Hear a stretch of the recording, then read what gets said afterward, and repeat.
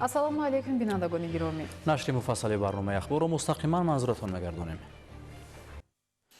Парапланеризм намуди варзиши фароғатӣ ва саёҳати ҳавонавардӣ ҷалб кунанда мебошад ки рушди он дар ҷумҳурии Тоҷикистон низ назаррас аст. Дар ноҳияи Данғара мусобиқаи байналмилалӣ аз рӯи ин намуди варзиш барои дарёфти ҷоми президенти ҷумҳурии Тоҷикистон баргузор гардид. гузориши ҳамкорамон Салоҳиддини Неъмат.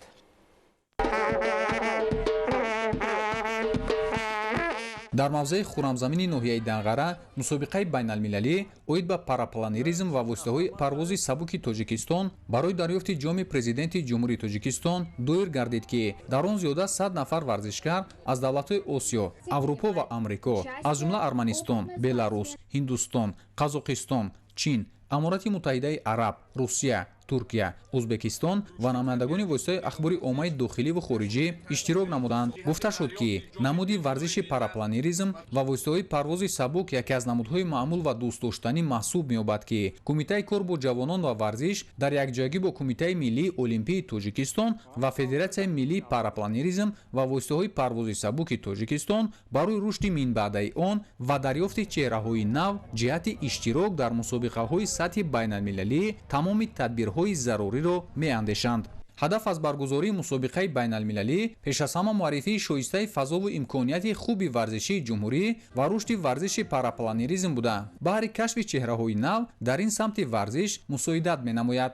боиси ифтихору сарфарозии тамоми мардуми Тоҷикистони азиз аст, ки дар заминаи сиёсати дурбинона ва хиратмандонаи пешвои маҳбубу муаззами миллат президенти ҷумҳурии Тоҷикистон муҳтарам Эмомалӣ Раҳмон Тоҷикистон мизбони як қатор чорабиниҳои сатҳи байналмилалии сиёсиву фарҳангию варзишӣ гардида истодааст.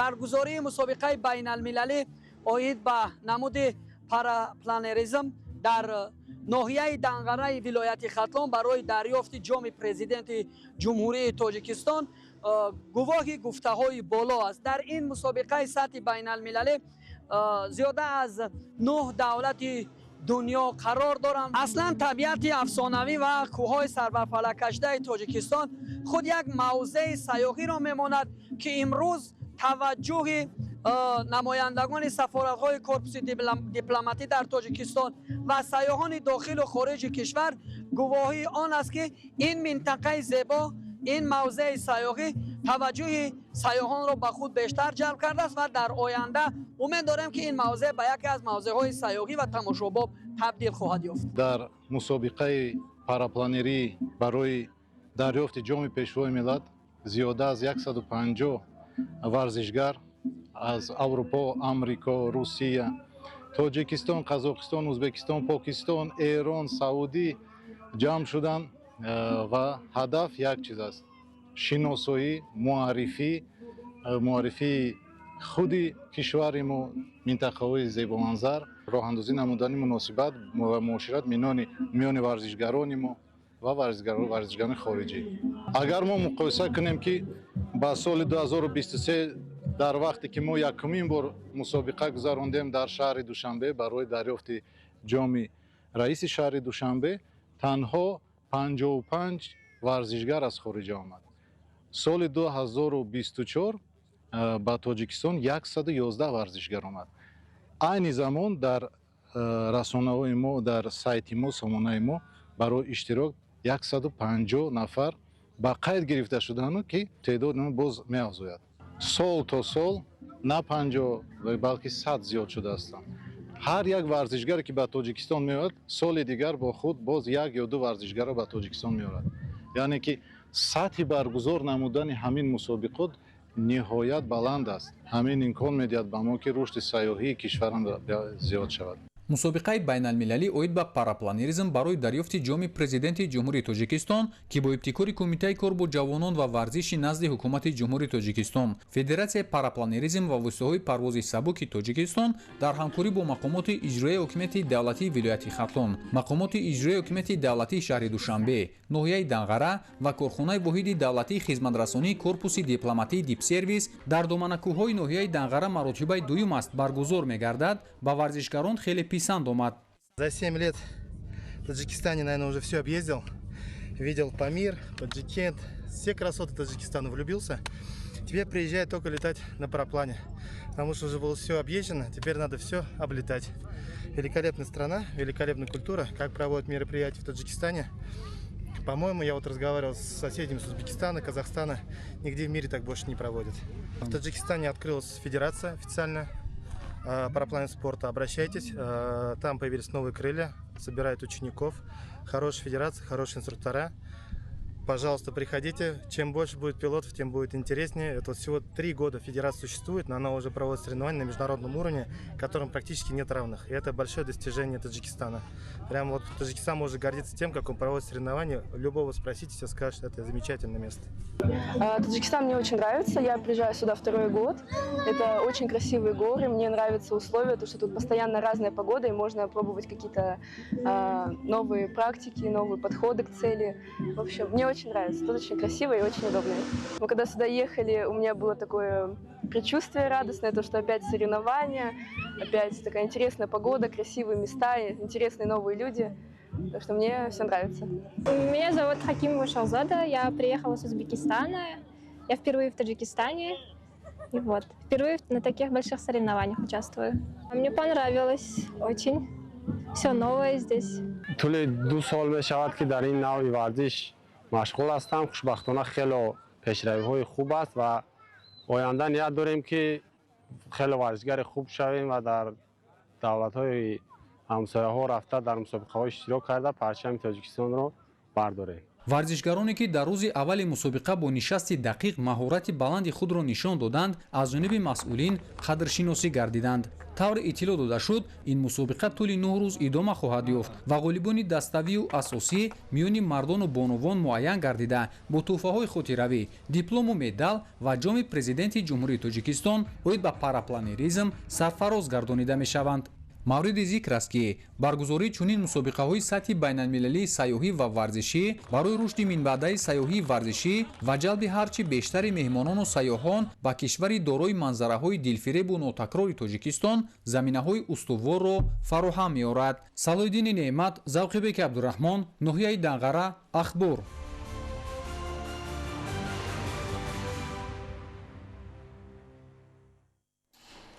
гӯштангирӣ таърихи кӯҳан дорад ва бо шарофати истиқлоли давлатӣ мақоми байналмилалӣ гирифт. имрӯз дар шаҳри Душанбе мусобиқаи шашуми байналмилалӣ оид ба гӯштангирӣ барои дарёфти ҷоми раиси шаҳри Душанбе оғоз гардид. Наврӯзшоҳи Азизулло гузориш медиҳад. дар оғози расмии мусобиқаи байналмилалӣ оид ба гӯштини миллии тоҷикӣ гӯштингирӣ паёми табрикии раиси маҷлиси миллии маҷлиси олии ҷумҳурии тоҷикистон раиси шаҳри Душанбе муҳтарам Рустамӣ Эмомалӣ расонида шуд. таъкид гардид ки гӯштини миллии тоҷикӣ гӯштингирӣ таърихи кӯҳан дорад ва бо шарофати истиқлоли давлатӣ мақоми байналмилалӣ гирифт. иштироки шумораи зиёди ҷоизадорони мусобиқаҳои олимпию чемпионатҳои ҷаҳон дар ҷоми раиси шаҳри Душанбе далели таваҷҷӯҳи хосаи паҳлавонони олам ба гӯштини миллии тоҷикӣ гӯштингирӣ мебошад. барномаи рангини пешниҳодшуда таҷассумгари таърихи кӯҳани гӯштини миллии тоҷикӣ гӯштингирӣ ва ифтихор аз гузаштагони тавонманди ҷисмонию равонии инсони комил буд. шашумин мусобиқаи байналмилалӣ оид ба гӯштингирӣ барои дарёфти ҷоми раиси шаҳри Душанбе бо шӯрушавқ ва иштироки паҳлавонону ҳаводорони ин намуди варзиши миллии тоҷикӣ оғоз гардид. барои иштирок дар мусобиқаи байналмилалӣ оид ба гӯштингирӣ беҳтарин ҷоизадорони чемпионатҳои ҷаҳон ва ҳам мусобиқаҳои байналмилалӣ ба Тоҷикистон омаданд. дар маҷмӯъ паҳлавонон аз 25 давлати дунё барои ба даст овардани ҷоми раиси шаҳри Душанбе байни ҳам рақобат мекунанд. тавре дида мешавад мусобиқаи байналмилалӣ оид ба гӯштингирӣ дар шаҳри Душанбе ҳамин гуна пуршӯру пуршавқ ҷараён дорад. имрӯз гӯштини миллии тоҷикӣ гӯштингирӣ тадриҷан дар ҷаҳон ҳамчун дӯстдоштатарин намуди мусобиқа пазируфта мешавад. به هر حال اینجا سرزمین مادری این رشته هست گوشتینگیری. نه تنها گوشتینگیری، خیلی از کشتی‌هایی که الان به صورت کلاسیک در دنیا دارن فعالیت میکنن ریشهشون در واقع همین آسیای مرکزی به خصوص تاجیکستان هست و از همه دنیا در واقع این شوق دارن که بیان در سرزمین مادری این رشته مسابقات رو هم از نزدیک تماشا کنن و هم مسابقه شو بدن. My name is Funjiku Kasimu. номи ман фандуки касиме аз камерун ҳастам. хушҳол ҳастам ки дар ин мусобиқаи гӯштингирӣ иштирок дорам. тоҷикистон ба ин намуди гӯштингирӣ машҳур аст. тоҷикистон бисёр зебову дӯстдоштанист. якумин бор дар ин мусобиқаи гӯштингирӣ иштирок дорам ва мехоҳам ки ғолиб оям. шашумин мусобиқаи байналмилалии оид ба гӯштингирӣ барои дарёфти ҷоми раиси шаҳри душанбе бо шӯрушавқ ва иштироки паҳлавонону ҳаводорони ин намуди варзиши миллии тоҷикӣ оғоз гардид. дар маҷмӯъ беҳтарин паҳлавонон аз 25 давлати дунё ва 26 даста барои дарёфти ҷоми раиси шаҳри душанбе байни ҳам рақобат мекунанд.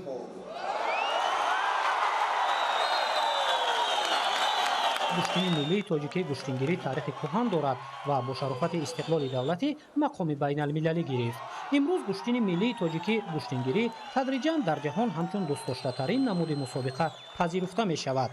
иштироки шумораи зиёди ҷоизадорони мусобиқаҳои олимпию чемпионатҳои ҷаҳонӣ дар ҷоми раиси шаҳри душанбе далели таваҷҷӯҳи хосаи паҳлавонони ҷаҳон ба гӯштини миллии тоҷикӣ гӯштингирӣ мебошад. зиёда аз 25 давлати ҷаҳон иштирок доранд аз рӯи 5 вазн.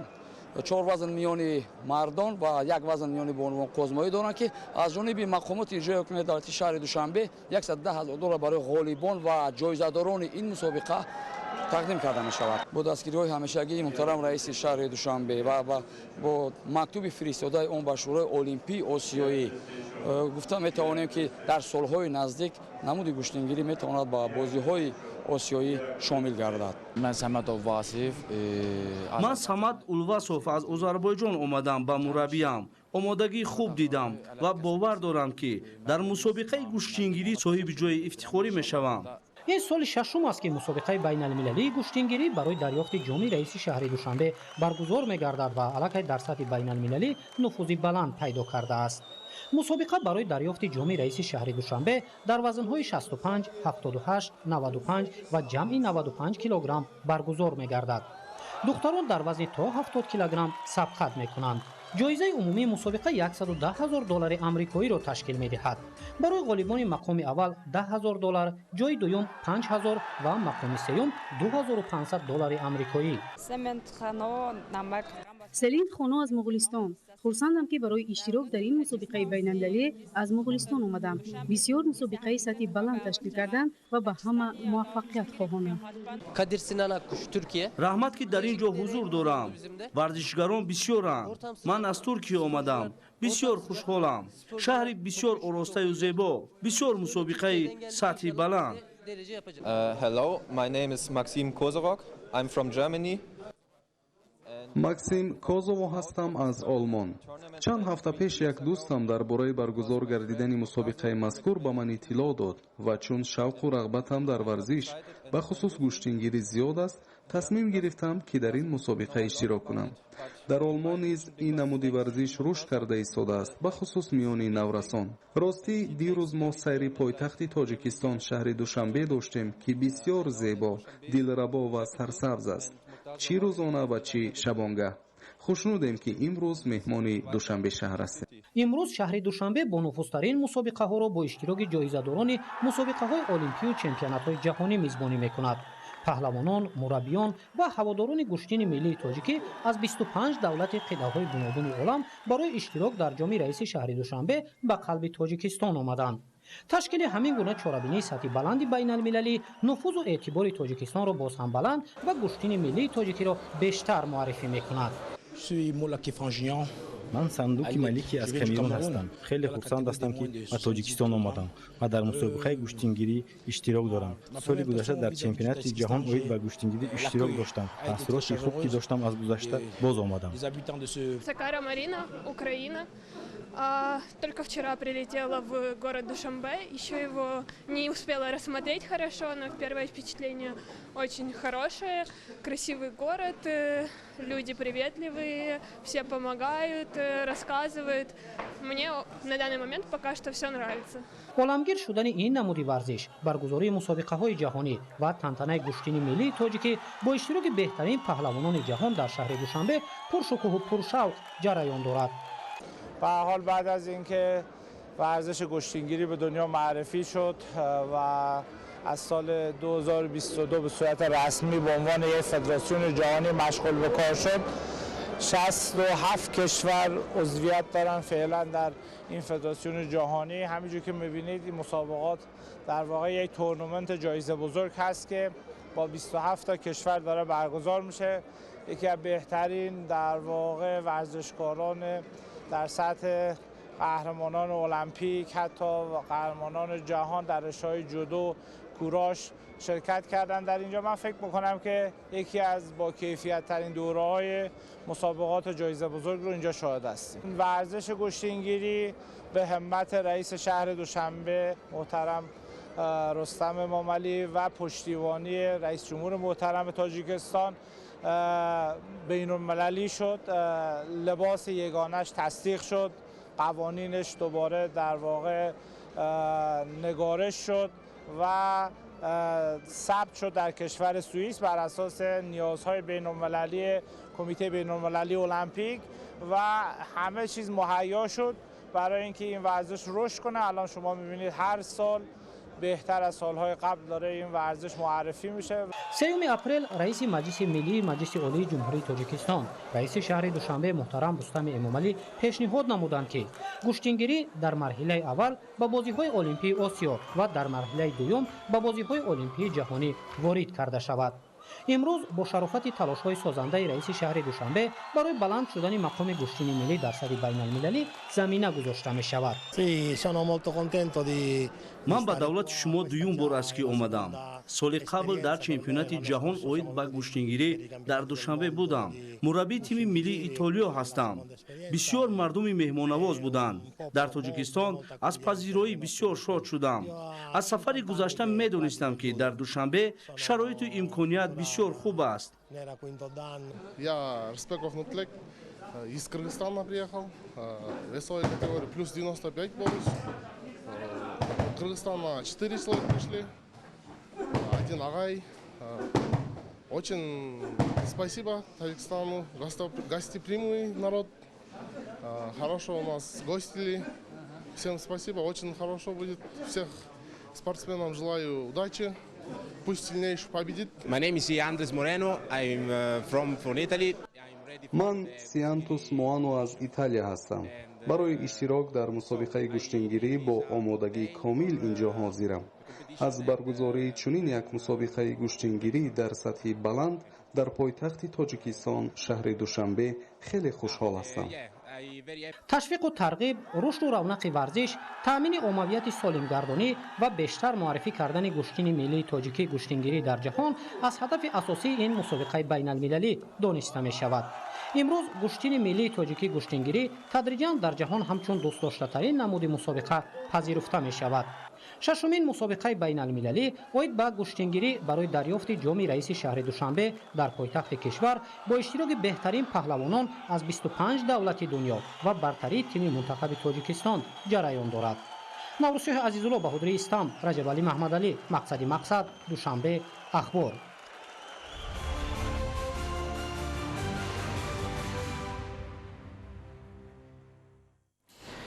بینندگان گرامی توجه نمایید به یک خوشخبر. ورزشگر معروف تاجیک سامون محمدبکوف در مسابقه با نفوذ بین المللی چمپیونات آسیا اوید به جودو که در شهر بانکوک تایلند جریان دارد با مهارت بلند کسبی به گرفتن مدال نقره مشرف گردید.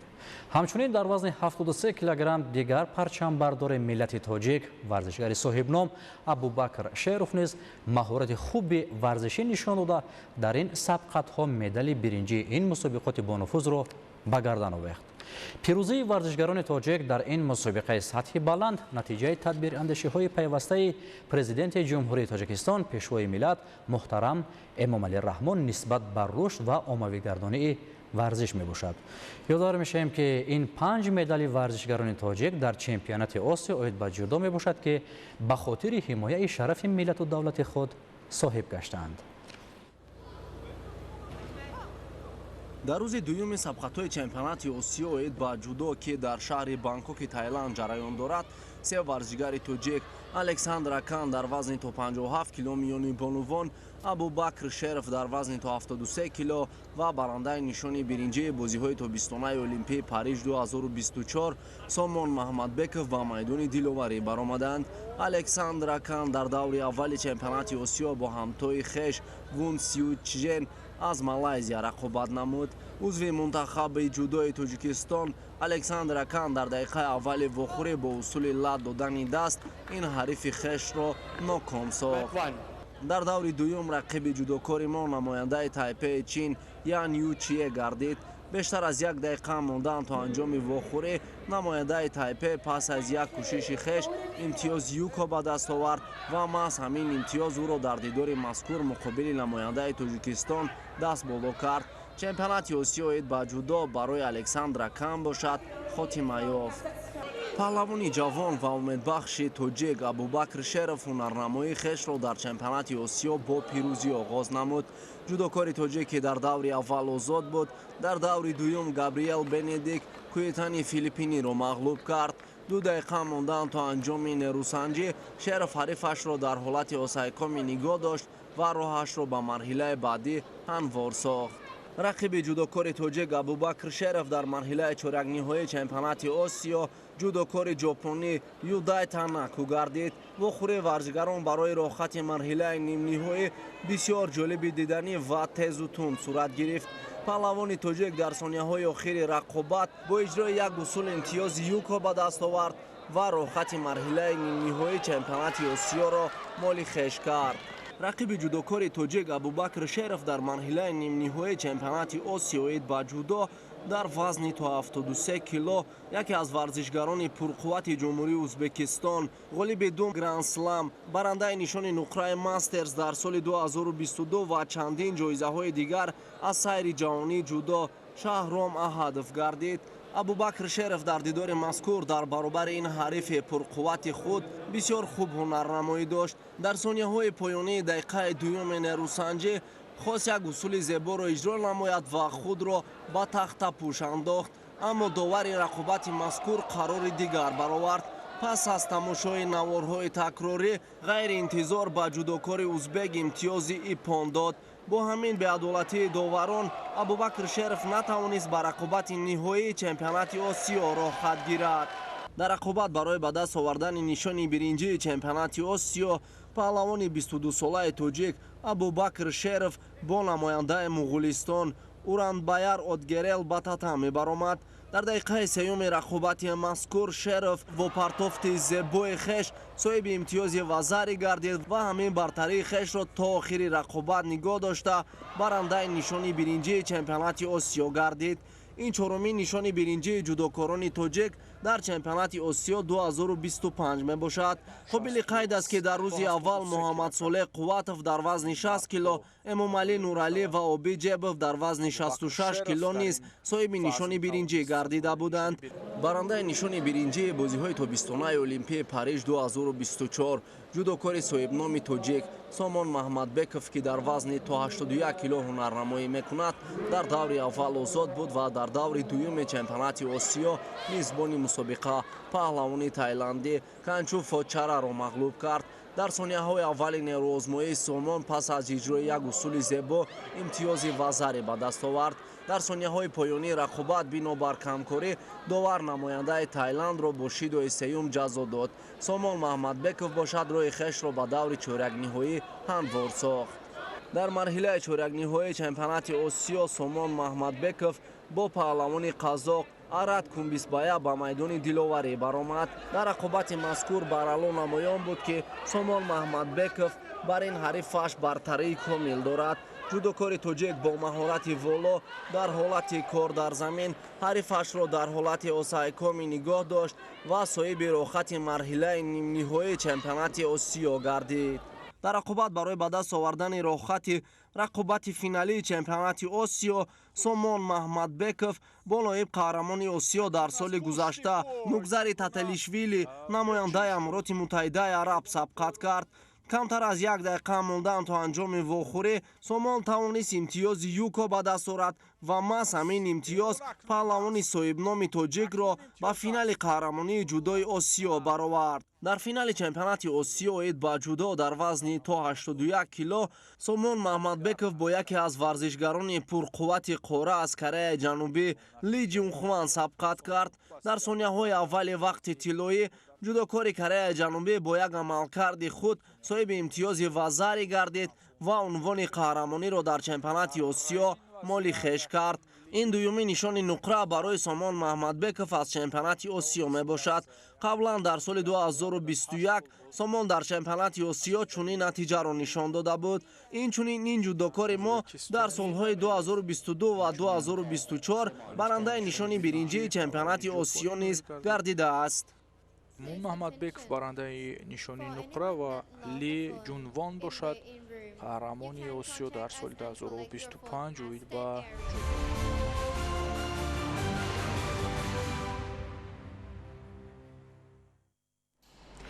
дар шаҳри Душанбе рӯзи шашум аст ки чемпионати Осиё ғарбӣ оид ба шоҳмот байни кӯдакон ва наврасон баргузор гардида истодааст. мусобиқа то 29 апрел идома меёбад ки дар он беҳтарин шоҳмотбозони навраз аз 14 кишвари ҷаҳон иштирок доранд. гузориши Ҷаҳонгир Сафарализода. варзиш василаест ки барои баландбардоштани тафаккуру зеҳн, солимӣ ва устуворию дӯстию бародарӣ миёни ҷаҳониён заминаи мусоид мегузорад. ҳамин аст ки имрӯз кишвари мо дар баробари ташаббускору пешроҳанг будан дар ин раванд ҳамчунин мизбони бузургтарин чемпионатҳои сатҳи ҷаҳонист. чемпионати Осиёи ғарбӣ оид ба шоҳмот аз ҷумлаи онҳост ки давоми чанд рӯз боз дар Душанбеи сарсабз баргузор гардида истодааст. Юнусов Илҳом, муовини раиси Федератсияи шоҳмоти Ҷумҳурии Тоҷикистон, мақсади асосии баргузор намудани ин мусобиқа рушди шоҳмот дар Ҷумҳурии Тоҷикистон аст, ҷалби наврасон, ҷавонон ва кӯдакон ба ин риштаи варзиши зеҳнӣ, диққати наврасону ҷавонону кӯдакон ба илмҳои дақиқ ва табиатшиносӣ мебошад ва аз байни кӯдакону наврасони ҷавонони соҳиби истеъдоди тоҷик дастаи мунтахаби ҷумҳурии Тоҷикистонро мураттаб кардан аст ки тавонанд дар мусобиқаҳои байналмилалӣ дар чемпионатҳои ҷаҳон ва Осиё иштирок намоянд ва мо ният дорем ки чунин мусобиқаҳоро идома диҳем ва дар моҳи ноябр аллакай тасмим гирифтем мусобиқаи байналмилалӣ кушод, яъне ки опен турнир барои дарёфти ҷоми президенти ҷумҳурии Тоҷикистон дар шаҳри Душанбе бо даъвати беҳтарин гроссмейстерҳои Осиёи марказӣ ва Осиё ва ҷаҳон баргузор намоем. Представитель ФИДЕ российской делегации юнкер Кристина Борисовна. Этот шахматный турнир является международным соревнованием, первенство Западной Азии, континентальное первенство. Оно собрало участников из многих стран. Качество проведения соответствует более чем международному уровню. Здесь многие впервые. У нас очень впечатлило гостеприимство. Мы повсюду видим гостеприимных людей среди многих и организаторов, и даже вот, если приходится такси, гиды, прохожие на улице, в гостинице, впечатлились красотой города. Мы очень довольны гостиницей. Я так понимаю, это одна из самых роскошных и красивых гостиниц в этом городе. Мы любуемся достопримечательностями. В частности, сегодня организаторами запланирована экскурсия в комплекс независимости и еще в некоторые места, которые мы с удовольствием посетим. ҳангоми бозии шоҳмот қабл аз ҳама зеҳн дар ҳаракат мешавад ва фикр ба кор медарояд. ин ду меҳвари кории бозингарони шоҳмот аст ки аз ҳар варзишгар талаб карда мешавад. иштироки наврасон дар чемпионат оид ба шоҳмот таҷрибаи аввал нест. аксари онҳо дар чандин мусобиқаҳои сатҳи ҷаҳонию касбӣ иштирок карда соҳиби ҷоизаҳо гардиданд. Я из Узбекистана, меня зовут Раджав Джасур, и я нахожусь в городе Душанбе, то есть в Таджикистане, играю в турнире, который находится в Кохе Олимпия. В Таджикистане мы прогулялись, и нам понравилась еда, там статуи, и мне нравится Таджикистан. Я хочу заново прийти в Таджикистан, когда еще будет турнир здесь, и хочу прогуляться и который друзьями я познакомился, с ними встретиться. Ман Мутрибе Хотами довари мусобиқа ҳастам. Ин чемпионати Осиёи Ғарбӣ мебошад ки бори аввал дар кишвари азизамон баргузор карда истодааст. Мусобиқа бисёр ҳам дар сатҳи баланд ва пуршиддат ҷараён дорад. Беҳтарин шоҳмотбозони 14 кишвар дар ин мусобиқа рақобат доранд. Дар ин мусобиқа 100 нафар беҳтарин варзишгарони кишварамон иштирок доранд ва умед аз он дорем ки натиҷаҳои беҳтарину хубро нишон медиҳанд. ҷолибияту ҷазобияти бозии шоҳмот дар нотакрориаш аст, яъне ҳангоми бозӣ новобаста ба малакаву маҳорати довталаб гаштҳо такрор намешаванд ки ин албатта ӯро ба фикр кардан водор месозад. Шоҳмотро машқи беозори майнаи сар гӯем хато нахоҳем кард. Я из города Туркменистан, меня зовут Хубеев Тидат. Этот турнир проходит очень хорошим, и мне нравится этот турнир. Я играю на первое место, и этот турнир проходит очень хорошо, и город Таджикистан очень мне нравится, то есть именно Душанбе. Я там прогуливался в парках, и мне именно нравился город-парк. Там были хорошие статуи и фонтаны очень красивыми. ҳаминак чемпионати Осиёи Ғарбӣ оид ба шоҳмот миёни кӯдакон ва наврасон бо ташаббуси Федератсияи шоҳмоти Осиё дар якҷоягӣ бо Федератсияи шоҳмоти Тоҷикистон ташкил гардидааст. Рӯзи шашум аст, идома дорад. Рафти он пурра зери назорат буда, доварон аз ҳисоби таҷрибаи сатҳи ҷаҳонӣ ташкил ёфтаанд. Ҷаҳонгир Сафарализода, Зайниддин Ҷаббор, шаҳри Душанбе, Ахбор.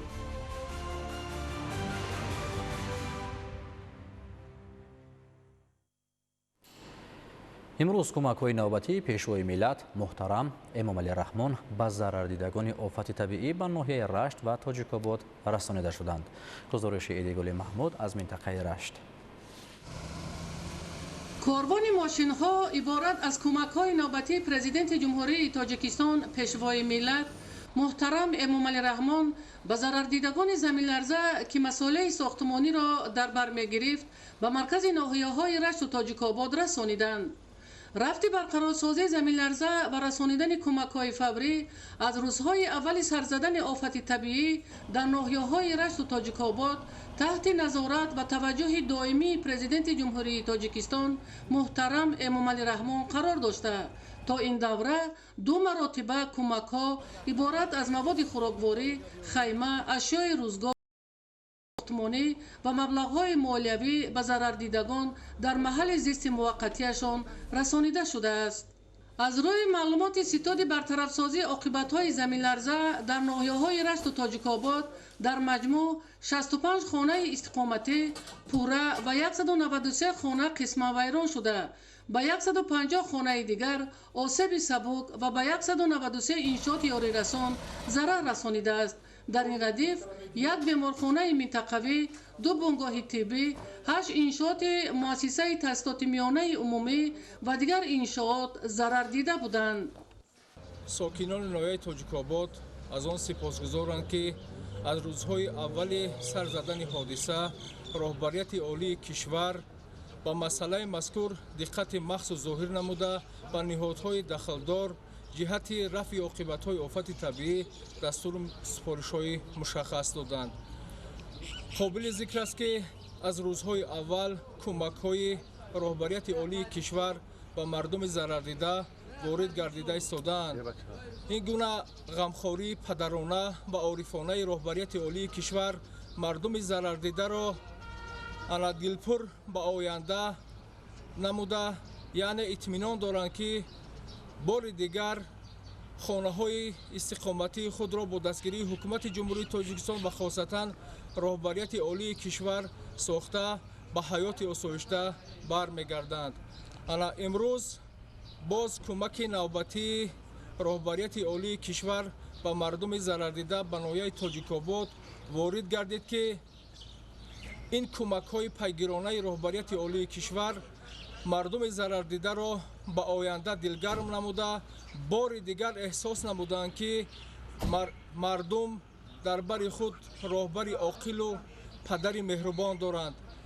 ин ҳама гуна дастгириҳову кӯмакҳову ғамхориҳо гувоҳ аз онанд ки мардуми ноҳияи Тоҷикобод аз таваҷҷӯҳ ва ғамхориҳои роҳбарияти олии кишвар ана бархурдоранд ва аз ин кӯмакҳо сипосгузоранд.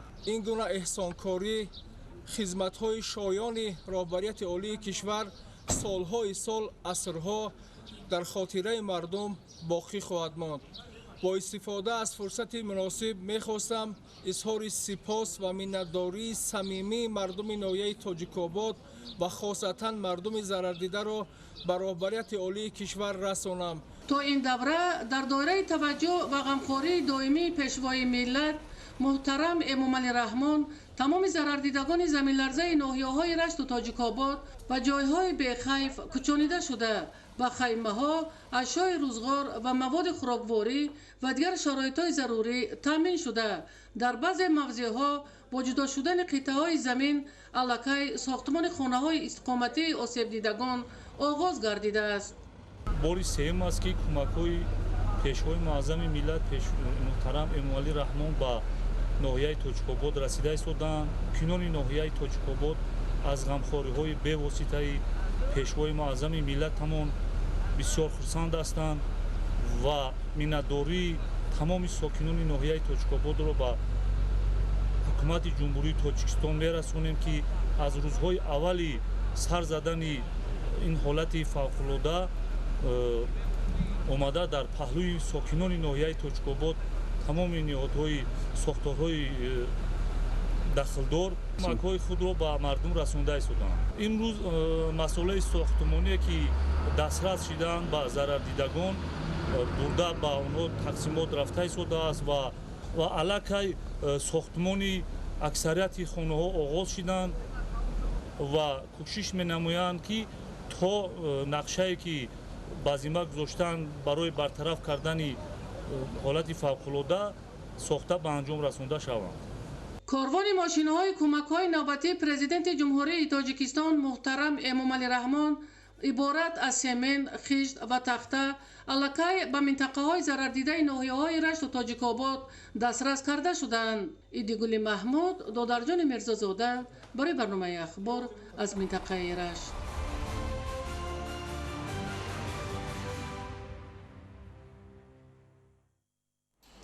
имрӯз дар боғи фарҳангӣ фароғатӣ ба номи Абулқосим Фирдавсии шаҳри Душанбе маросими ҷоизасупорӣ ба ғолибони даври ҷумҳуриявии фестивали ҷумҳуриявии гулҳо сайри гули лола баргузор гардид. гузориш дар ин хусус.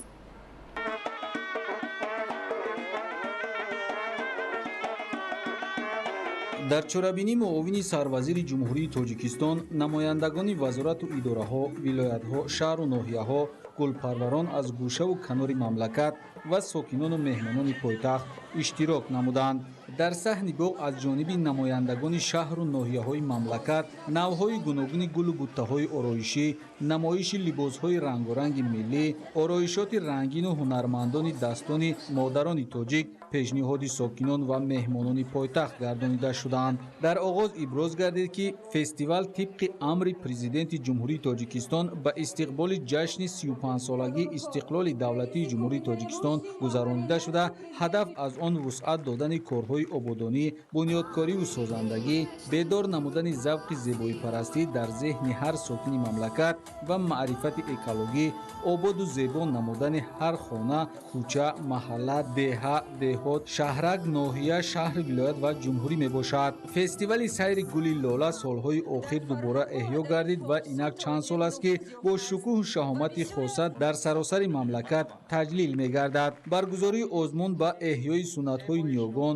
тарғиби ҳисси зебоипарастӣ, ободии муҳити зист, рушди гулпарварӣ, афзун намудани муҳаббат ба табиат, ҷалби сайёҳон ва рушди соҳаи сайёҳӣ дар мамлакати мо мусоидат менамояд. фестивали ҷумҳуриявии гулҳо таҳти унвони сайри гули лола аз рӯи 10 номинатсия гулпарвари беҳтарин, гулгашт ва хиёбон, боғҳои фарҳангиву фароғатӣ, деҳаи беҳтарин, маҳаллаи беҳтарин, деҳоти беҳтарин, шаҳраки беҳтарин, ноҳияи беҳтарин ва вилояти беҳтарин ҷамъбаст гардида, ғолибон бо дипломҳои дараҷаи 1, 2, 3 ва шахсони ташаббускор, роҳбарони корхона, муассиса ва дигар ташкилот, ки дар он фаъолона иштирок намуданд, با افتخارنامه و سپاسنامه قدردانی کرده شدند. در فستیوال امسال شهر دوشنبه سزاوار شاه جایزه گردید. در فرجام همایش اهل هنر و فرهنگ با سرود و ترانه و صوت و نواهای دلانگیز به جشن گلها و اشتراکچیان شکوه و تراوت خاصه بخشیدند.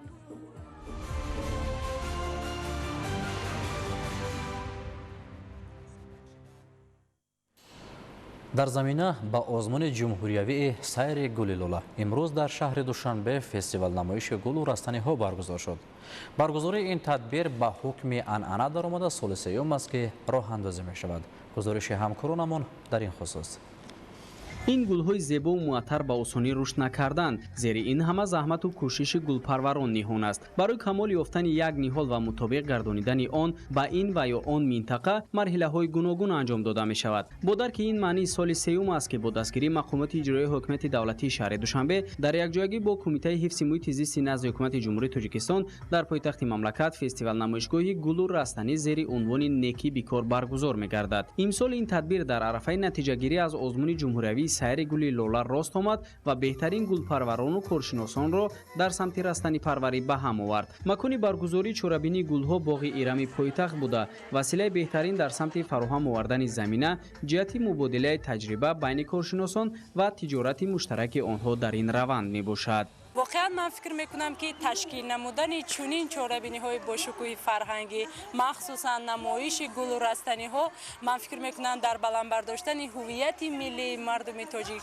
حس زیبایی پرستی مردم ما و اینکه باز هم زیبایی های تاجیکستان عزیز را برای معرفی کردن من فکر میکنم باز هم مساعدت میکنند و تشکر به تشبسکاران و تشکیل کنندگان نمایشگاه مذکور که چنین زیبایی ها را برای تماشابینان یعنی که فراهم ساختند. در قسمت رسمی چورابینی گلها نمایندگان مقامات اجرایی حکومت دولتی شهر دوشنبه، وزارت و اداره ها، کمیته و تشکیلات ها و دیگر شخصان رسمی اشتراک نموده برگزاری تدبیر مذکور را در سمت عملی نمودن نشاندادهای برنامه دولتی کبودی‌زورکنی جمهوری تاجیکستان برای دوره تا سال 2040 نیک و موثر ارزیابی نمودند. تشکیل درس‌های مهارت کسبی که جزء دیگری فستیوال نمایشگاه را تشکیل میداد در تجربه بار اول بوده با شکل و شیوه خاصه و جلب کارشناسان دایر گردید که از جانب اشتراکداران این اقدام با خوشنودی قبول گردید. سال تا سال شماره اشتراکچی‌ها زیاد میشوند و امسال هم از یک چند ناحیه‌های جمهوری ما اشتراکچی داریم.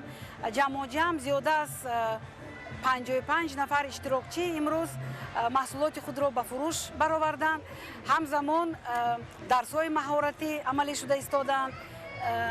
توجه مردم با این گونه اقدام ها سال تا سال زیاد می شوند که البته خرسندی آور است. قابل به ذکر خاص است که فستیوال نمایشگاهی گل و رستنی زیر عنوان نیکی بیکار 2 روز ادامه کرده بهترین نوع گل‌های وطنی و خارجی، تخمی‌های با صفت و مطابق با اقلیم کشور ما منظور ساکنان خاصه دوستداران گل و عالم نباتات گردانیده می شود.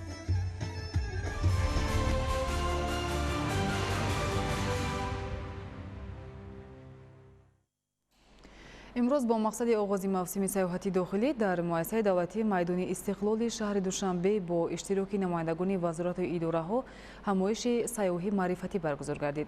در این ضمن اشتراکچیان با مقصد شناسایی از موضوعات تاریخی، فرهنگی و سیاحتی کشور به شهر و ناحیه‌های مملکت سفر کردند. جهانگیر سفرعلی زاده گزارش می‌دهد.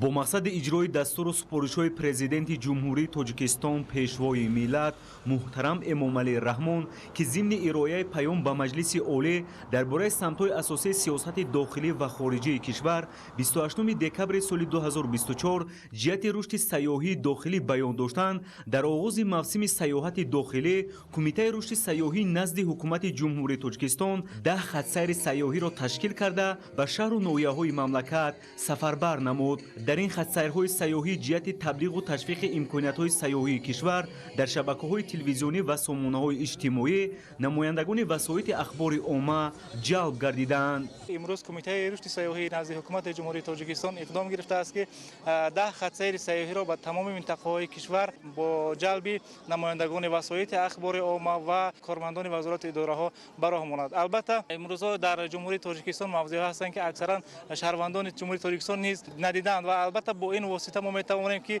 تبلیغ و تشویق در سامانه‌های اینترنتی و شبکه‌های تلویزیونی کنیم. این ما میتواند برای رشد سیاحی داخلی نیز زمینه‌گذار باشد. بیان گردید که تشکیل چنین خط‌سیرهای سیاحی بر رشد سیاحی داخلی زمینه گذاشته در دل هر یکی آنها احساس محبت به وطنداری و اصالت ملی را بیدار می‌نماید. سالهای آخر در تاجیکستان سیاحی داخلی رشد می‌یابد. اگر سالهای قبلی شهروندان تنها به خاطر کار و یا ضرورت از ناحیه به شهر یا برعکس سفر می‌کردند، امروزها آنها برای استراحت و فراغت سالمگردانی در استراحت و آسایشگاه‌ها از یک منطقه به منطقه دیگری مملکت در دلخواه فصل سال سفر می‌نمایند.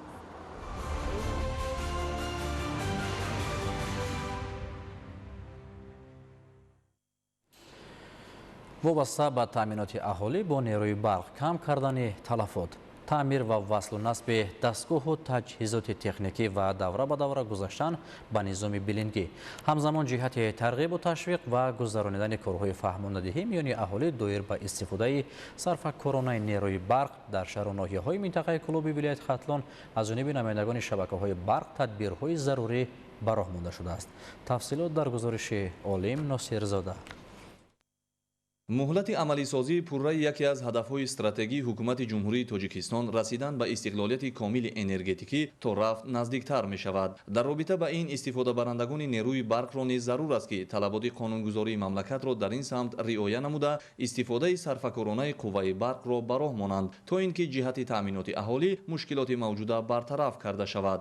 یادآور می‌گردیم که 2 اپریل سال جاری مجلس نمایندگان مجلس عالی جمهوری تاجیکستان لایحه قانون جمهوری تاجیکستان درباره وارد نمودن الوه‌ها به کدکس جنایتی جمهوری تاجیکستان و لایحه قانون جمهوری تاجیکستان درباره وارد نمودن تغییر به کدکس حقوق ویرانکنی مأموری جمهوری تاجیکستان را که با مقصد پرزور نمودن جوابگری شخصان واقعی، منصبدار و حقوقی برای استفاده غیرقانونی نیروی برق تهیه گردیدند قبول نمود. در اساس تغییر و الوه‌های وارد شده من بعد برای استفاده غیرقانونی نیروی برق و نپرداختن مبلغ آن جوابگری پرزور کرده شده است. از جمله جوابگری جنایتی تا محروم نمودن از آزادی به مهلت تا 10 سال مقرر گردیده است. در همین زمینه فیلیال جمعیت سهامی کشاده شبکه‌های تقسیمات برق در شهر کلاب نیز تدبیرهای ضروری را راه‌اندازی نموده در این سمت کارهای الوه‌گی جریان دارند. تلفات نیروی برق در فیلیال شبکه‌های تقسیمات برق در 3 ماه سال جاری نسبت به همین دوره سال 2024 3.2% کم کرده شد، یعنی که از 36.8 به 33.6% آورده رسانده شد. در شهر نوحه‌های منطقه کلاب در 3 ماه سال جاری 604 عدد سندهای حساب باربرکنی و قاعده ویرانکنی نسبت استفاده برندگان نیروی برق آشکار کرده شد و سندهای دخلدار ترتیب داده شدند. دایر به تغییر الوه‌ها با کدکس جنایتی جمهوری تاجیکستان از جانب کارمندان شبکه‌های برقی در شهر ناحیه‌های منطقه کلاب کارهای فهماندهی رفته ایستاده است. با مقصد کم کردن تلفات نیروی برق در همه شهر و ناحیه‌های منطقه کلاب از جانب مسئولان ساحه پیوسته تدبیرهای ضروری راه‌اندازی و عملی شده ایستاده است. طبق معلومات‌ها در دوره 3 ماهه سال جاری تلفات نیروی برق در شهر کلاب 37.1%، در ناحیه دنغره 32.9%، ناحیه واسه 34.2%، ناحیه فرخار 29.2%، ناحیه میر سعید علی حمدانی 32.9%، ناحیه تیمور ملیک 32.6%، ناحیه مومن آباد 28.3%، ناحیه خاولین 31.7%، ناحیه شمس‌الدین شاهین 27%، ناحیه بلجوان 30.3% معین شده. در نتیجه عملی سازی چاره‌های ضروری نسبت همین دوره سال گذشته تلفات نیروی برق کم گردیده است. با مقصد باز هم بهتر نمودن فعالیت نمایندگان شبکه‌های برق و کم کردن تلفات نیروی برق از جانب جمعیت سهامی کشاده تاجیک هیدروالکترومنتاژ در شهر کلاب روند گزارش به حسابکنک‌های برقی بلینگی ادامه دارد. این زمان در شهر کلاب در اساس لایحه کم نمودن تلفات نیروی برق در ولایت ختلان روند تطبیق لایحه عملی کرده شده است که در بر میگیرد عوض خطهای برقی هوایی فرش شده با عوض خطهای برقی عایق شده نو، یعنی عوض کردن سیمچوک‌ها، خطهای ستون‌های آهن و بتونی در خطهای برقی هوایی، نصب و وصل حسابکنک‌های برقی اینتלקتوالی و اینچنین جمع‌آوری معلومات‌های مشتریان که با کاربری نظام بلینگی را در بر میگیرد طریق اتوماتیک براه مانده می شود. همه این در عموم با پاست نمودنی یعنی کم نمودنی تلفات تکنیکی و تجارتی نیروی برق آورده می‌رساند. шабакаҳои барқии шаҳри Кӯлоб низ фаъолияти худро дар асоси дастуру супоришҳои ҳукумати ҷумҳурии Тоҷикистон ва филиали ҷамъияти саҳомии кушодаи шабакаҳои тақсимоти барқ дар шаҳри Кӯлоб дар самти сарфакорона истифода намудани захираҳои энергетикии кишвар дар ҳолати хуби техникӣ нигоҳ доштани таҷҳизотҳои барқӣ ва бо нерӯи барқ таъмин намудани соҳаҳои хоҷагии халқи шаҳри Кӯлоб роҳандозӣ намудааст. дар давраи 3 моҳи соли 2025 нисбати 3 моҳи соли 2024 талафоти нерӯи барқ дар шабакаҳои барқи шаҳри Кӯлоб 6.6% камтар шудааст. дар 3 моҳи аввали соли 2025 аз ҷониби кормандони шабакаҳои барқи шаҳри Кӯлоб 169 санади қоидавайронкунӣ тартиб дода шудааст ки аз ин 19607 сомони маблағи санадҳои қоидавайронкунӣ пурра ба суратҳисоби шабакаҳои барқи шаҳри Кӯлоб пардохт шуда, нисбати боқимондаи маблағи ҳисобишуда корҳо рафта истодаанд. оқилонаву сарфакорона истифодабарии нерӯи барқ аз ҷониби ҳар як муштарӣ дар пешгирии ҷинояткорӣ, коҳиш додани ҳолатҳои ғайриқонунӣ истифодаи нерӯи барқ ва рушди иқтисодиёти кишвар мусоидат намуда, иҷрои чунин ӯҳдадориҳо рисолати ватандӯстиву масъулияти шаҳрвандии ҳар сокини мамлакат маҳсуб меёбад. Олим Носирзода, Хуршеди Нодирхон, минтақаи Кӯлоб, Ахбор.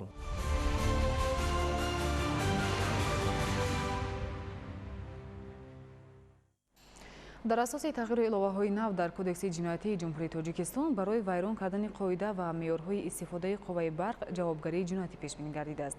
Пурзур намудани ҷавобгарӣ ба он хотир аст ки дуздии барқ аз байн бурда шавад. гузориши Абдуваҳоби Абдусаттор ва Дилшод Юсуфӣ аз вилояти Суғ. барои шахсони воқеӣ, мансабдор ва ҳуқуқӣ ки бо мақсади насупоридани маблағи истифодаи нерӯи барқ нишондоди таҷҳизоти ҳисоби барқиро тағйир медиҳанд ё бепайвасткунӣ ба чунин таҷҳизот барқро истифода мебаранд, ҷавобгарӣ пурзур карда шуд. аз ҷумла ҷавобгарии ҷиноятӣ то маҳрум намудан аз озодӣ ба муҳлати то 10 сол муқаррар гардид. пурзур гардидани ҷавобгарӣ дар ҳолест ки дар баъзе маврид иддаe аз шахсони воқеӣ, мансабдор ва ҳуқуқӣ бо мақсади насупоридани маблағи истифодаи нерӯи барқ нишондоди таҷҳизоти ҳисоби барқиро тағйир медиҳанд ё бепайвасткунӣ ба чунин таҷҳизот барқро истифода мебаранд.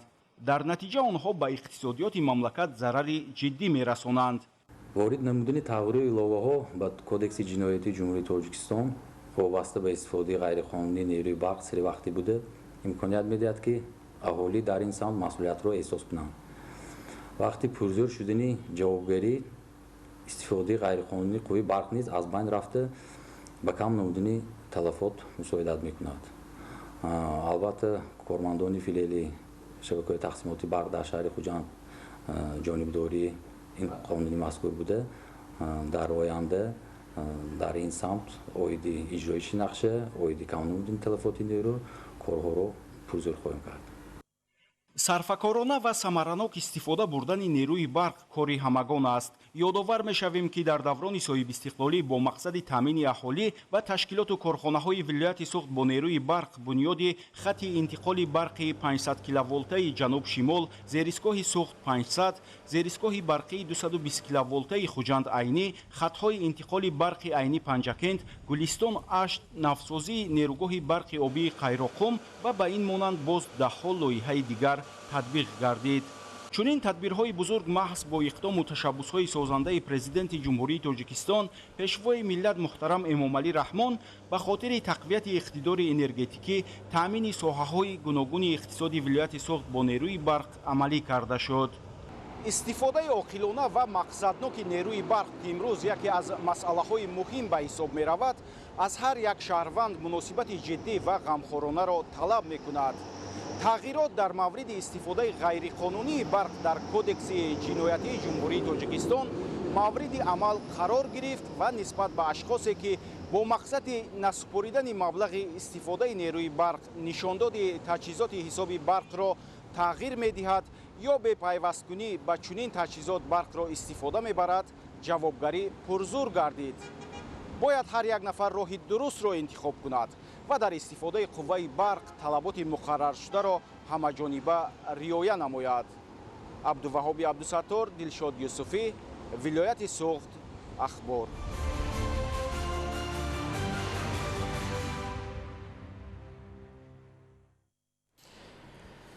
дар ноҳияи бобоҷон ғафуров ҷиҳати беҳтар намудани сатҳи зиндагии аҳолӣ ободии шаҳраку деҳот мунфаршкунии роҳҳои дохили маҳаллаҳо оғоз ёфт.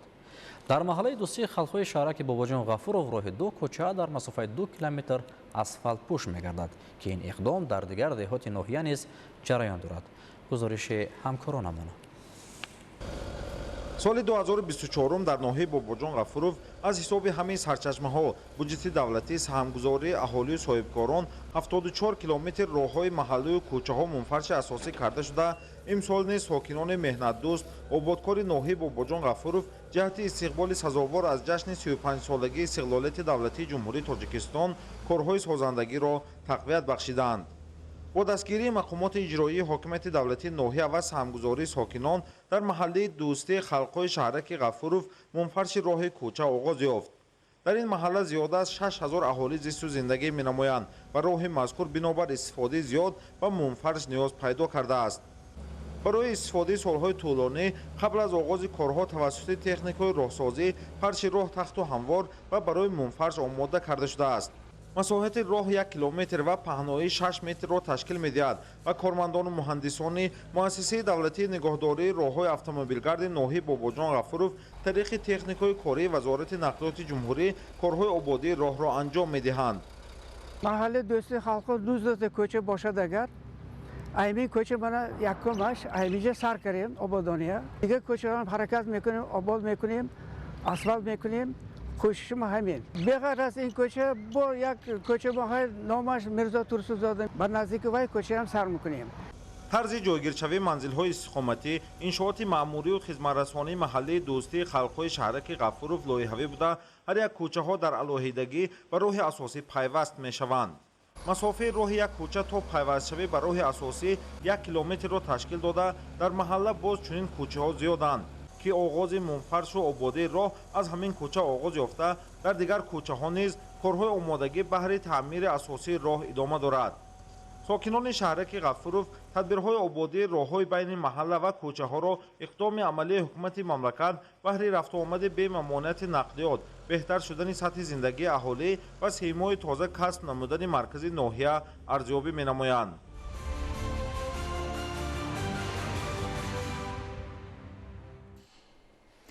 моддаҳои органикӣ на танҳо ба таври доимӣ ғизои зироатро таъмин мекунад, балки об, гармӣ ва ҳавои заминро беҳтар карда хосияти физикии хокро беҳ месозад. бо назардошти ҳамин мутахассисон қабл аз шудгор намудан ворид намудани нуриҳои органикиро ба замин зарур медонанд. зимни як машорати саҳроӣ ки бо ибтикори вазорати кишоварзии ҷумҳурии тоҷикистон дар шаҳри ҳисор доир гардид, порупошаки истеҳсоли ватанӣ муаррифӣ карда шуд.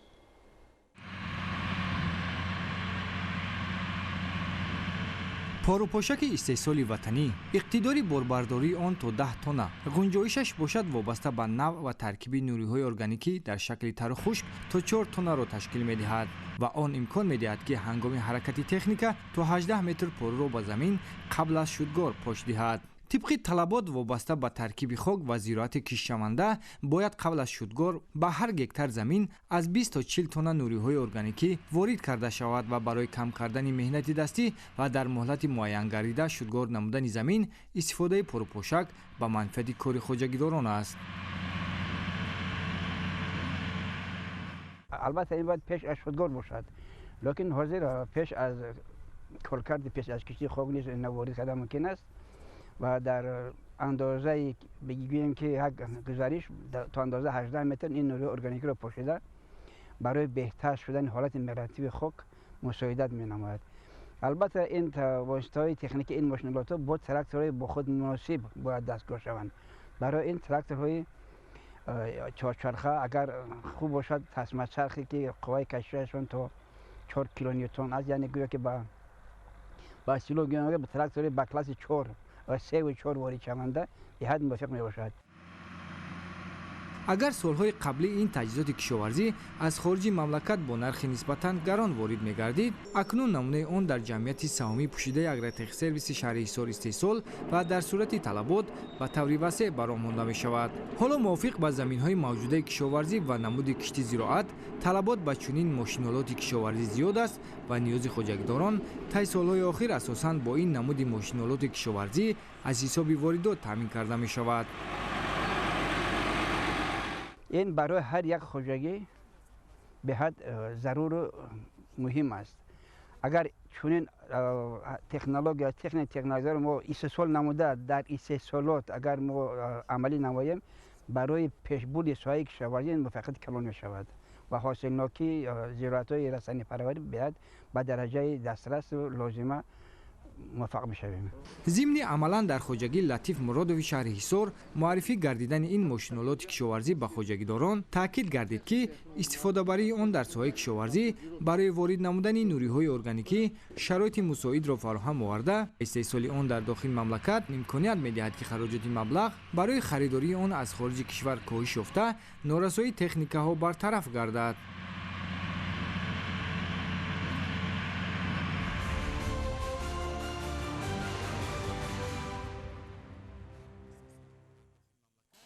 طبق نقشه دهقانان شهر پنجکین تصمیم گرفتند که سال جاری در همه شکل‌های خوجگیداری در میدان 3900 گکتار کارتوشکا از جمله در 215 گکتار کارتوشکای بر وقت کش نمایند. گزارش دلیر بازار و خیام جورایف.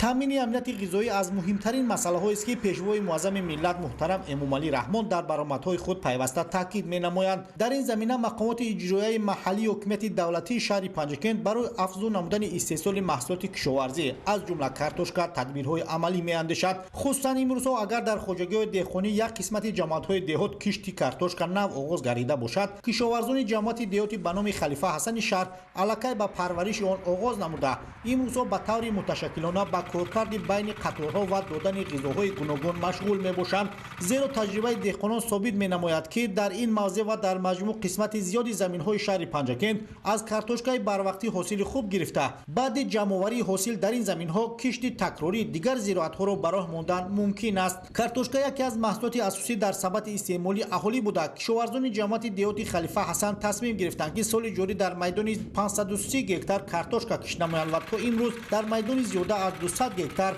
کشت گذرانده شده است. کشاورزان در وقت کارکرد بین قطارهای کارتوشکا اگرتکنیکای کشت و پرورش را رعایت نموده در برابر نرم نمودن و دادن نوری‌های مینرالی همچنین از غذای طبیعی نیز وسیع استفاده می‌برند که نامیل به بلند گردیدن حاصلناکی محصولات مساعدت می‌کند. گفتم به مورد است که دهقانان شهر پنجکین در همه شکل‌های خوجگیداری تصمیم گرفتند که سال جاری در میدان 3900 گکتار کارتوشکا کشت نمایند و تا امروز در 1101 گکتار زمین کشت کارتوشکا گذرانده شده. کارها در این سمت ادامه دارد. دلیر بازار خیام جورایف شهر پنجکین اخبار.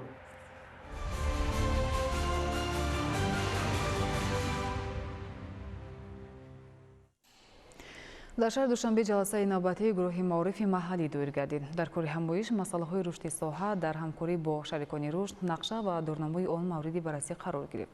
گزارش در این خصوص. کار جلسه نوبتی گروه معارف محلی با اشتراک رهبریت وزارت معارف و علم، زیرساختارهای این نهاد، نمایندگان کورپوس‌های دیپلماتی مقیم تاجیکستان، رهبری نمایندگی یونیسف در کشور ما، شریکان رشد و دیگر شخصان رسمی برگزار گردید. در چرابینی تاکید کرده شد که جلسه گروه معارف محلی پلتفرم است که مسائل ساحه معارف را یکجا با شریکان رشد مورد بررسی قرار می‌دهد. تاکنون در سمت‌های گوناگون ساحه از قبیل فراگیری کودکان با تحصیلات تا مکتبی، بالا بردن سطح تعلیم و تربیت، مجهزگردانی کابینت‌ها، آزمایشگاه‌های فنی و دیگر سمت‌های این نهاد یک قطار کارهای نظررس سامان داده شده است که نتیجه باوراری همکاری‌ها در این سمت شمرده می‌شود. ناطقان دایر به پهلوهای گوناگون ساحه معارف و علم و وسعت همکاری‌های ابراز اندیشه کرده تاکید نمودند که تاجیکستان یکی از اولین مملکت اعضای شریکه گلوبالی در ساحه معارف میباشد که بررسی میان مهلت سازشنامه شریکه کامپکت را به انجام رسانیده است. همزمان وزارت معارف و علم جمهوری تاجیکستان در سمت اصلاحات ساحه معارف کارهای زیادی را انجام داده. روز از روز همکاری‌ها در دایره لایحه‌های گوناگون وسعت می‌یابد که این عامل برای رسیدن به هدف‌های نهایی زمینه مساعد فراهم می‌آورد. در انجام جلسه جانب‌ها آمادگی خود را جهت تحکیم همکاری‌های سودمند و دستگیری همه‌جانبه اصلاحات ساحه معارف تاکید نمودند.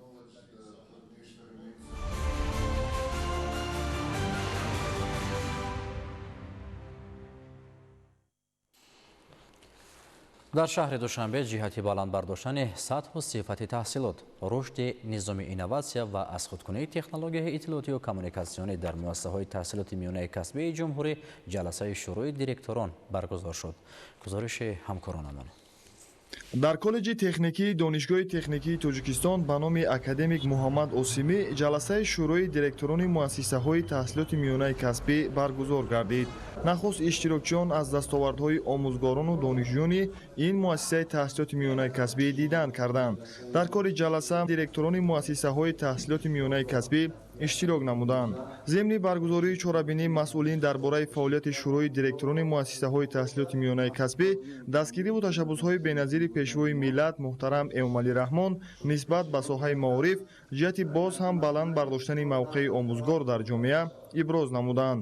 зикр гардид ки бо мақсади амалӣ намудани дастуру супоришҳои президенти ҷумҳурии Тоҷикистон пешвои миллат муҳтарам Эмомалӣ Раҳмон оид ба баланд бардоштани сатҳу сифати таҳсилот аз ҷониби роҳбарони муассисаҳои таҳсилоти миёнаи касбӣ як қатор корҳо ба анҷом расонида шудааст.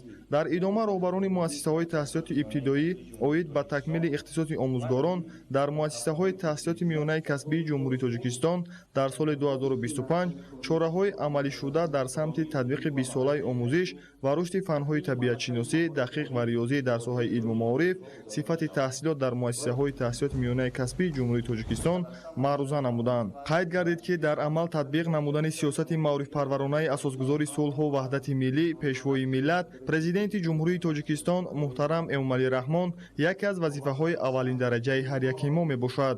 дар идома иштирокчиён масъалаҳои нишондиҳандаҳои сифати таҳсилот дар ҳамаи зинаҳои таҳсилот, густариши ҳамкории муассисаҳои таҳсилоти миёнаи касбӣ бо субъектҳои бозори меҳнат, рушди низоми инноватсияи миллӣ ва азхудкунии технологияҳои иттилоотиву коммуникатсиониро мавриди баррасӣ қарор доданд. дар масъалаҳои ҷории ҷаласа таклифу пешниҳодот ҷиҳати боз ҳам хубтар ба роҳ мондани фаъолияти шӯро ироа гардид.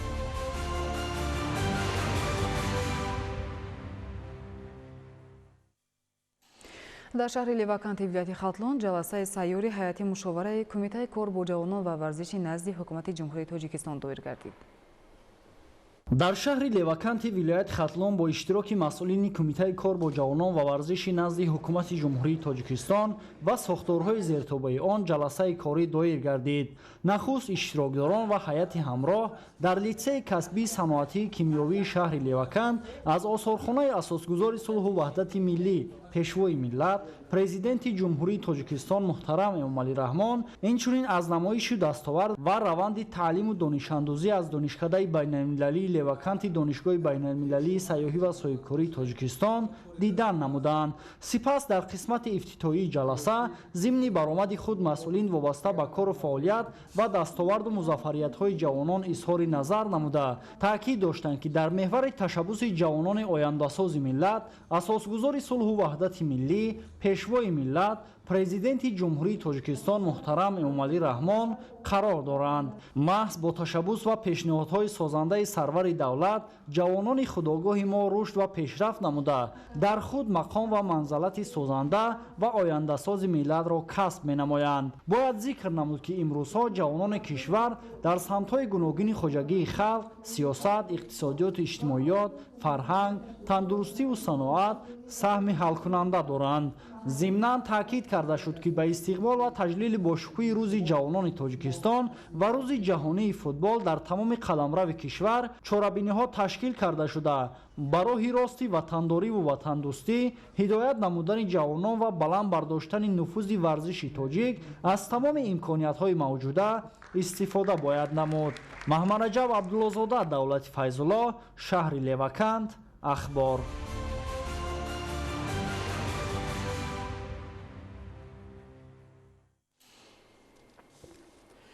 хизмат ба ватан ифтихор ва шарафу номуси ҷавонмардист.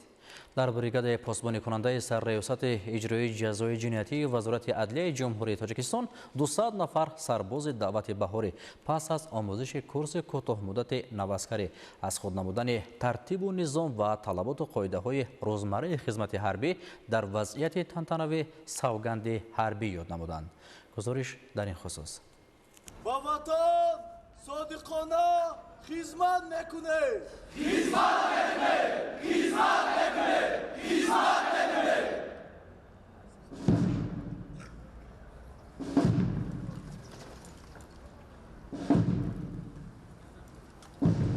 намунаи олии ифодаи дӯстдории ватан ин хизмат дар сафи артиши миллӣ мебошад. дар маросими савгандёткунии 200 наваскар масъулони сароясати иҷрои ҷазои ҷиноятӣ, вазорати адлия, афсарон, волидайну наздикони сарбозон, меҳмонон ва хоҳишмандони иштирок доштанд. нахуст чун оини низомиён байрақи ҷангӣ қисми низомӣ вориди майдон гардида, сипас суруди миллии ҷумҳурии Тоҷикистон садо дод. сарбозон дар назди афсарон ва ҳузури ҳамсафону волидайни худ савганд ёд карданд ки вазифаи пуршарафи худро шоиставу сазовор анҷом медиҳанд ва ҳамеша омодаи ҳифзи марзу бумми ватан ва таъмини амнияти сокинони он хоҳанд буд. таъкид гардид ки ҷавонон маҳз тавассути хизмат дар қисмҳои ҳарбӣ ҳамаҷониба обутоб ёфта, чун ҷавонмардони шуҷои ватан ба камол мерасанд ва дониши сиёсии онҳо баланд гашта, адои хизматро дар ҳифзи марзу бумми Тоҷикистон барои худ шараф ва ифтихор медонанд. имрӯз ҷавонони далеру шуҷои ватан баҳри ободии Тоҷикистон, таҳкими амнияту субот ва пешрафти рӯзафзуни мамлакат ҷаҳду талош варзида, қарзи фарзандии худро дар назди ватан модар ба таври шоистаю намунавор иҷро менамоянд. хизмати содиқона ба ватан ҳисси баланди ватандӯстӣ ва худшиносию зиракии ҳар як шаҳрванд, хосат ҷавонон, омили муҳим дар роҳи ҳифзи истиқлолу озодӣ, суботу амнияти ҷомеа, инчунин ҳифзи манфиатҳои давлату миллат дар раванди ҷаҳонишавӣ ва афзоиши хатарҳои терроризму экстремизм арзёбӣ мегардад. шарту шароити хизмат дар қувваҳои мусаллаҳи ҷумҳурии Тоҷикистон, хоса қисмҳои ҳарбӣ, сарраёсати иҷрои ҷазои ҷиноятӣ бо таваҷҷӯҳ ва дастгириҳои пайвастаи пешвои миллат, президенти ҷумҳурии Тоҷикистон муҳтарам Эмомалӣ Раҳмон беҳтар шуда ба талаботи низомии замони муосир мутобиқ гардидааст. дар идома гузашти низомӣ ва қадамзании тантанавору ифтихории афсарону сарбозон дар назди минбар ва ҳайати меҳмонон доир шуд.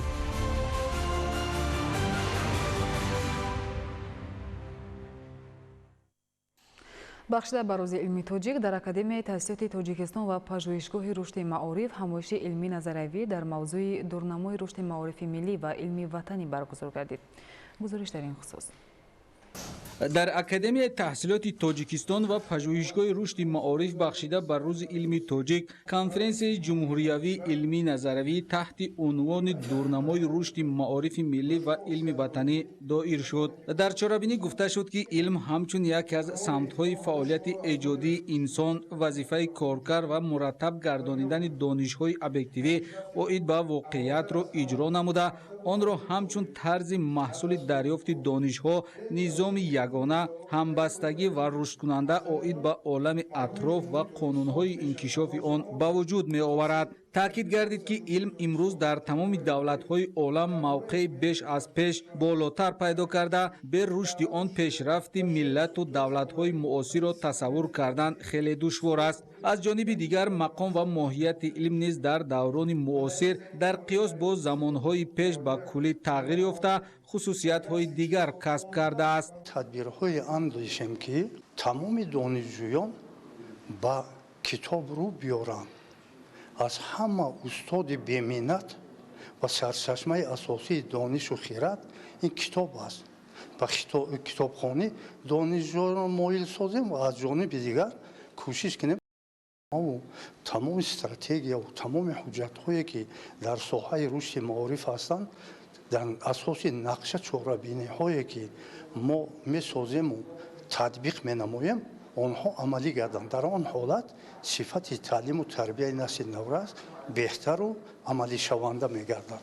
татбиқи технологияи рақамӣ дар низоми таълим, таҳкими инфрасохтори илмӣ, ҷорӣ намудани усулҳои муосир, омӯзиш ва дастгирии лоиҳаҳои инноватсионӣ аз ҳадафҳои асосӣ арзёбӣ гардид. дар идомаи конференсия дар мавзӯъҳои масъалаҳои методология, таҳияи китобҳои насли нави, зинаи таҳсилоти ибтидоӣ ва ҷойгоҳи айнӣ дар матни китобҳои дарсӣ забон ва адабиёти тоҷик маъруза намуданд. дар интиҳои чорабинӣ нафароне ки дар фаъолияташон натиҷаҳои назаррас дошт, бо сипосномаву истихорномаҳо қадрдонӣ гардиданд.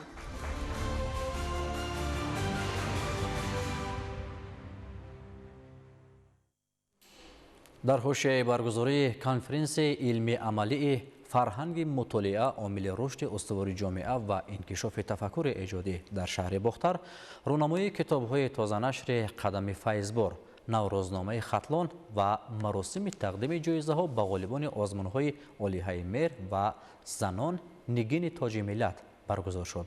идомаи мавзӯъ дар гузориши Исмоил Соҳибназарён ва Мусои Нурмуҳаммад. дар заминаи эълон гардидани соли 2025 ҳамчун соли фарҳанги китобхонӣ дар қаламрави вилояти Хатлон бо ташаббуси мақомоти иҷроияи ҳокимияти давлатии вилояти Хатлон ва идораи рӯзномаи Хатлон дар толори кохи фарҳангии донишгоҳи давлатии Бохтар ба номи Носири Хусрав конференсияи илми амалии фарҳанги мутолиа омили рушди устувори ҷомеа ва инкишофи тафаккури эҷодӣ, рӯнамоии китобҳои тозанашри қадами файзбор, наврӯзномаи Хатлон ва маросими тақдими ҷоизаҳо ба ғолибони озмунҳои ҷумҳуриявӣ, олиҳаи меҳр ва занон нигини тоҷи миллат баргузор гардид.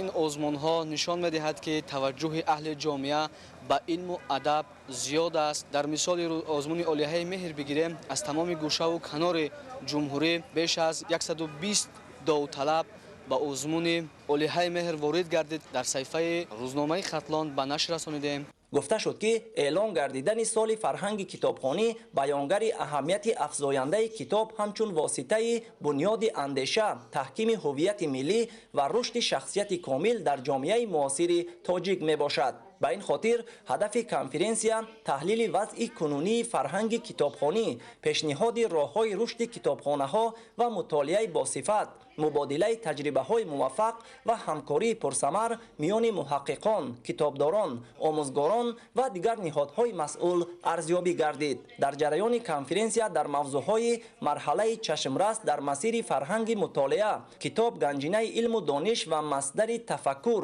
ва нақши оила дар ташаккули фарҳанги китобхонӣ маърузаҳои илмӣ пешниҳод гардида, доир ба нақши калидии китоб дар рушди ҷомеа, бедор кардани завқи китобхонӣ миёни аҳолӣ, хусусан ҷавонон ва роҳҳои баланд бардоштани сатҳи маърифати китобдорӣ ибрози назар карда шуд.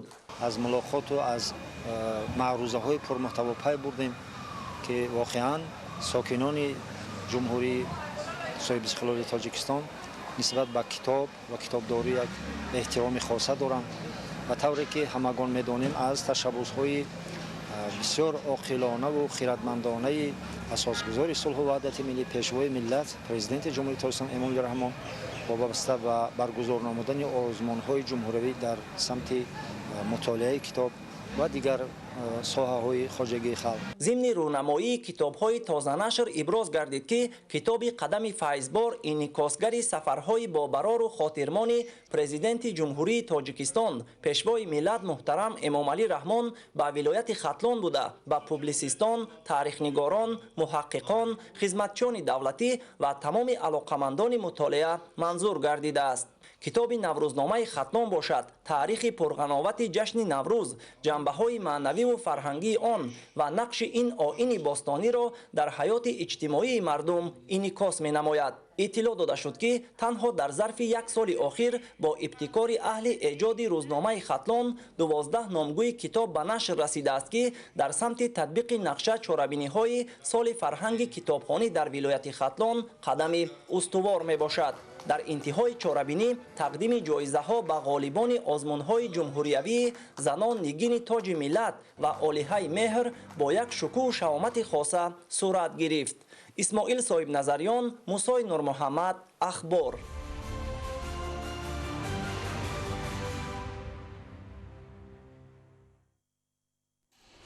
با مقصد پیشگیری نمودن صدمه‌های نقلیاتی و آشکار کردن قاعده ویرانکنی‌های حرکت در راه از جانب هیئت شخصی ریاست بازرسی دولتی اتومبیلی وزارت کارهای داخلی جمهوری تاجیکستان در قلمرو کشور چورابینی‌های مقصدناک برگزار گردیده ایستادند. имрӯзҳо кормандони раёсати бозрасии давлатии автомобилии вазорати корҳои дохилии ҷумҳурии тоҷикистон тамоми тадбирҳоро роҳандозӣ менамоянд ки бехатарӣ ва амнияти иштирокчиёни ҳаракат дар роҳ таъмин карда шавад. бо ин мақсад онҳо ба таври шабонарӯзӣ дар кӯча ва роҳҳои автомобилгарди шаҳру навоҳии мамлакат пайваста фаъолият менамоянд.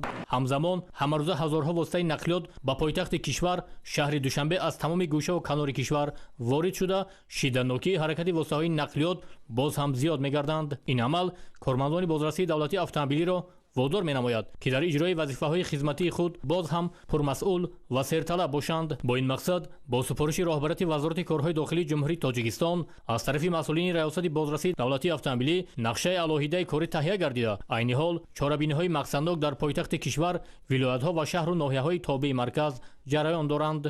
мақсад аз гузаронидани амалиёти мазкур пеш аз ҳама пешгирӣ намудани ҳодисаҳои роҳу нақлиёт, бартарафнамоии тамбашавии кӯча ва роҳҳо, ошкор намудани қоидавайронкуниҳои дағали ҳаракат дар роҳ, инчунин ронандагон дар хатҳои дуюм ва сеюми ҳаракат дар гузаргоҳҳои пиёдагардон ва ҳудуди чорраҳаҳо бозист менамоянд. бо ин кирдорашон онҳо ба ҳаракати мунтазами дигар воситаҳои нақлиёт ва пиёдагардон монеа эҷод карда сабаби тамбашавии кӯча ва роҳҳои автомобилигард мегарданд. зимни гузаронидани чорабиниҳои мақсандок дар ҳудуди шаҳри Душанбе, инчунин барои аз тарафи ронандагони воситаҳои нақлиёт риоя накардани талаботҳои аломатҳои роҳ, нишонаҳои роҳ барои нигоҳ доштани воситаҳои нақлиёт дар хатҳои якум ва дуюм, ҳудуди чорраҳҳо ва гузаргоҳҳои пиёдагард, инчунин ба вуҷуд овардани монеа ба дигар воситаҳои нақлиёт нисбати чунин ронандагон аз ҷониби кормандони бозрасии давлатии автомобилӣ парвандаҳои ҳуқуқвайронкунии маъмурӣ ба расмият дароварда воситаи нақлиёти онҳо тариқи автомашинаҳои таҳвилӣ ба ҷаримагоҳҳои махсуси бозрасии давлатии автомобилӣ дастрас карда шуданд. роҳбарияти раёсати бозрасии давлатии автомобилии вазорати корҳои дохилии ҷумҳурии Тоҷикистон аз тамоми ронандагони воситаҳои нақлиёт ва дигар иштирокчиёни ҳаракат дар роҳ талаб менамояд ки ҳангоми дар раванди ҳаракат иштирок намудан қоидаҳои ҳаракат дар роҳро ба таври қатъӣ риоя намуда бо одоби ҳамидаву фарҳанги шаҳрнишинӣ рафтор намоянд. чорабинии мазкур дар кӯча ва роҳҳои автомобилигарди ҷумҳурӣ мунтазам идома дорад.